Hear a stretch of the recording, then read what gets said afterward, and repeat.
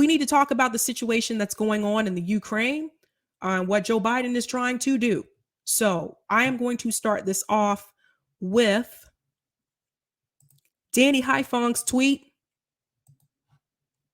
Now I'm going to go ahead and let you guys know I do not give myself an A+ in foreign policy. That is more of a Danny Haifong thing and a Nick thing. I'm just keeping it real. But I'm going to do my best. We're going to get through it. So Danny Haifong said Democrats are rushing to the floor to supply far-right and neo-Nazi forces in Ukraine with more American tax dollars to fight a potentially catastrophic war with Russia. That they never rushed to the floor to fight for Medicare for all or student loan forgiveness is revealing. Shout out to Danny Haifong. He calls it like he sees it. I'm going to play this video for you to show you exactly what's happening in Russia. I can't believe we are about to get involved in another conflict. It really pisses me off. So here we go.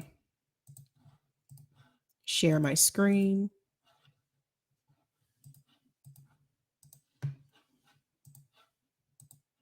The move. Surface-to-air missiles in the country's far east, due to join what Moscow says are military exercises near Ukraine. Part of the growing build-up of troops and equipment revealed by images of strategic locations close to the border. What Western powers fear may be preparation for war. But for now, the diplomacy continues too.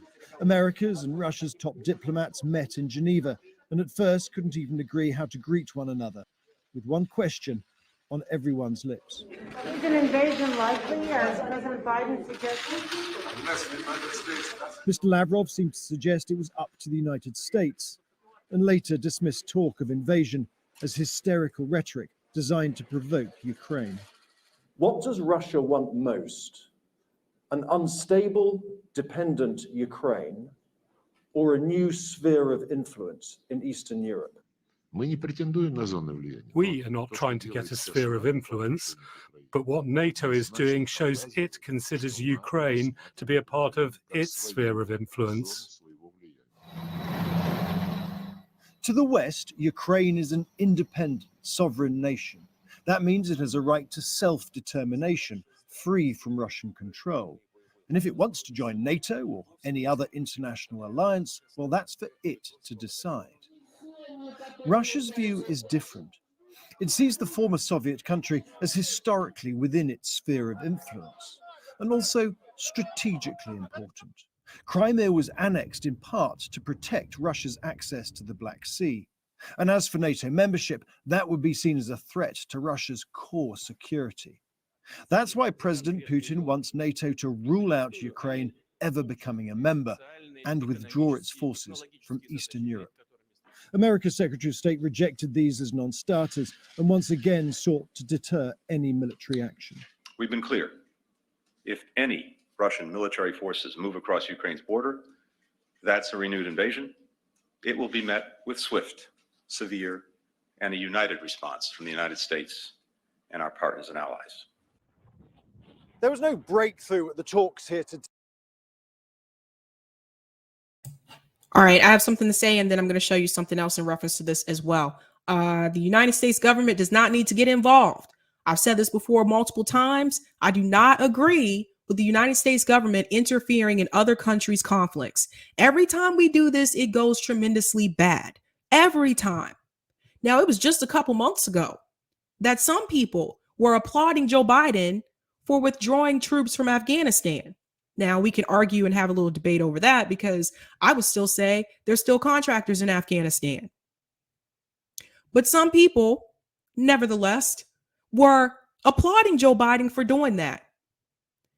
Here we are, just a couple of months later, and now he is threatening to send troops to the Ukraine. The warmongering doesn't end, ladies and gentlemen. It just continues. It gets worse. This is what he does. This is what he wants. To interrupt, to interfere, to challenge any country that he feels or that they feel the United States government could be a potential threat. Any country they feel may have a leg up on us. Now, Some people are going to tell you they are not trying to invade the Ukraine. In fact, one of those people is Caleb Maupin. He had something to say about this. And I want you to hear what Caleb had to say. Now, Caleb's really good on this. Might have to bring Caleb back on. And just a few...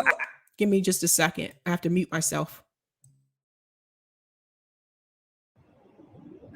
Folks, the U.S. Secretary of State and the Russian Foreign Minister just had a meeting trying to resolve some of this tension.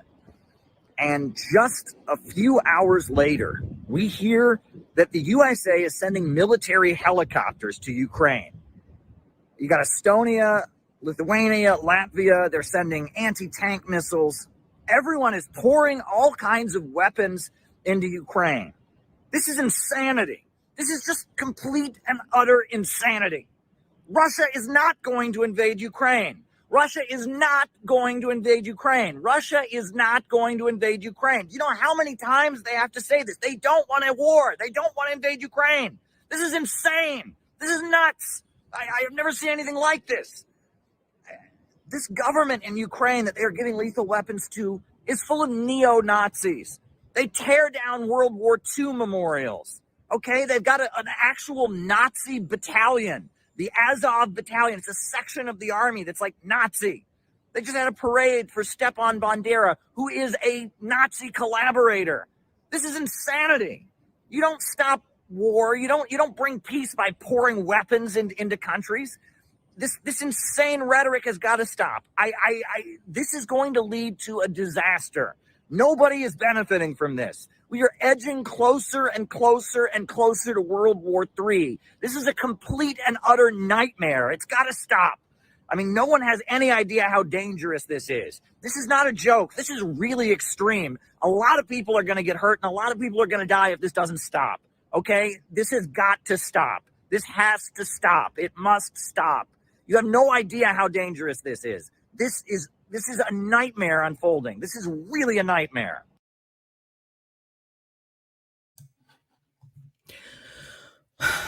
What can I say? Well said. Well said. This is extremely dangerous, you guys. Extremely dangerous. And he has a point. The United States government is giving weapons to neo-Nazis in Ukraine. They better not come to us and have any type of talk again about any type of racial equality in this country. Come Juneteenth, I don't want to see them say a damn thing. I don't want to see Joe Biden say anything, Pelosi, all of them in DC. I don't want to hear them utter one damn thing about equality and unity in this country when you can sit up there and you can give weapons to neo-Nazis abroad. Don't come for it. It's not the day. Now, I want to show you this article to show you exactly what is going on. Let me share my screen here. Trying to be mindful of the time. Make this a little bit bigger for you. Boopity boop. President Joe Biden spoke with European leaders Monday afternoon as he mulls the option of deploying military personnel and equipment to the region amid the rapidly deteriorating security station at Ukraine's border with Russia. Biden spoke via secure video for nearly 90 minutes with European Commission President Ursula von der Leyen, European Council President Charles Michel, President Emmanuel Macron of France, and Chancellor Olaf Scholz of Germany, Prime Minister Mario Draghi of Italy, President, look, I ain't pronouncing all these names. Here we go. He spoke with the prime ministers. Okay. The leaders discussed their concern about Russia's military buildup on Ukraine's borders and expressed their support for Ukraine's sovereignty, the White House said in a readout of the call. The leaders also discussed their joint efforts to deter further Russian aggression against Ukraine, including preparations to impose massive consequences and severe economic costs on Russia for such actions, as well as to reinforce security on NATO's eastern flank. A senior administrative official who declined to be identified. Why you declined to be identified? You were part of this too. declined to be identified in order to share unannounced details, told NBC News that while conversations are underway with NATO countries about sending troops to Eastern Europe, Biden has not yet ordered a deployment. It's coming. Pentagon spokesperson John Kirby said Tuesday that the Secretary of Defense Lloyd Austin placed approximately 8,500 U.S. personnel on heightened alert should NATO activate a response force known as NRF. The NRF is a multinational force made up of land, air, maritime, special operation forces, all components that the alliance can deploy on short notice whenever needed. Kirby said that NATO alliance would need to activate the NRF in order for the majority of the 8,500 U.S. troops to deploy to Europe.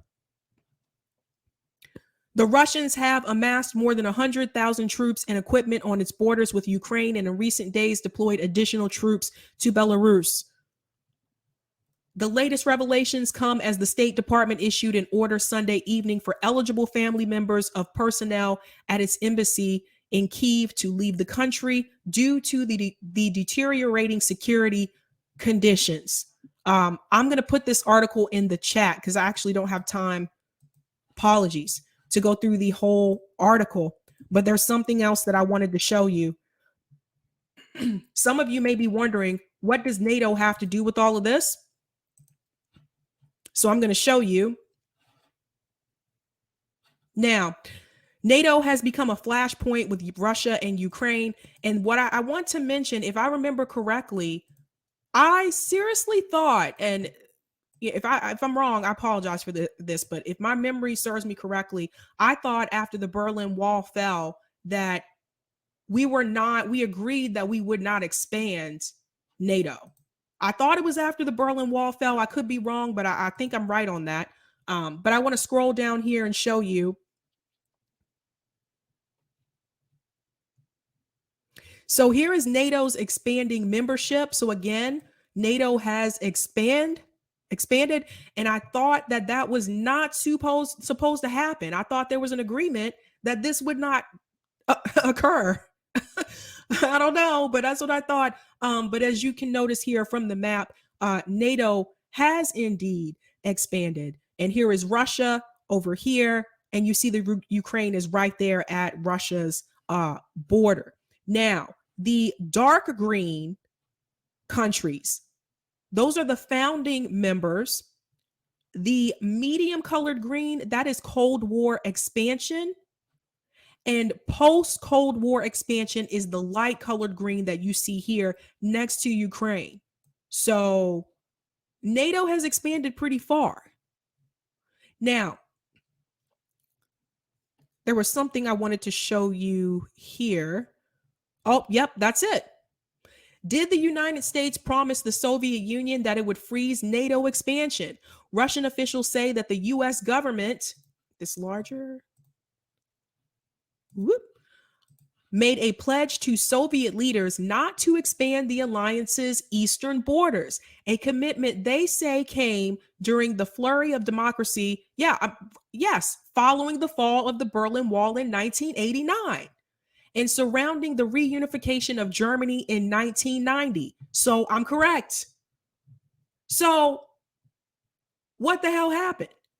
And so if you go down here, it says they say the United States and NATO have repeatedly betrayed this verbal commitment in the decades since, taking advantage of Russia's tumultuous post-Soviet period and expanding the Western alliance several times, not once, but several times, all the way to Russia's doorstep in the case of the Baltic states. Sorry, you guys, I'm still dealing with this cold. So the United States government is guilty here, as usual. In that video that I played for you, the gentleman said that their actions would depend on what the United States government did. And the United States government is already mulling over. Let me go ahead and send troops on alert so when the call comes, they can go over there. Here we go again. How many times do we have to go through this? Another country, another population that the United States government is going to interfere with. They are trying to intervene once again. And I've told you guys before what happens when they do this.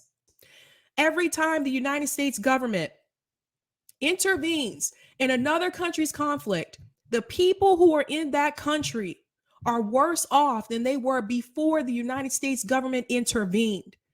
Every damn time. There are several examples that you can point to. When the United States government took out Saddam Hussein, that gave way for ISIS. Now, I'm no fan of Saddam Hussein. Was he a tyrant? Absolutely. But once they got rid of him, ISIS was able to come about. He was able to keep those groups in check. They took him out, thinking that you're helping the people. ISIS came to power, and the people in the country were worse off than they were before the U.S. intervened. This is why I do not agree with war. I do not agree with imperialism. I think the United States government has constantly tried to police the world. And I challenge anyone on that. If you're a leftist and you support this, you support war, and you support imperialism, are you really a leftist? You know what's going to happen? I want you to think about all the innocent civilians that have absolutely nothing to do with this, that will lose their lives because of war. It happens every time. JB said poor people are going to die as cannon fodder in this country. Agreed. They are really setting us up for an epic disaster here. Do you know what this could mean? Caleb is right. I don't want you to see that video and think, oh, he's just exaggerating. No, he's not. This is serious trouble. And it could be trouble for all of us. Because we have this clown in the White House who has no idea what he is doing. I swear to God, I feel like we've had a substitute president for a whole year. Just like you have a substitute teacher, we have a substitute president. What in the hell is he doing?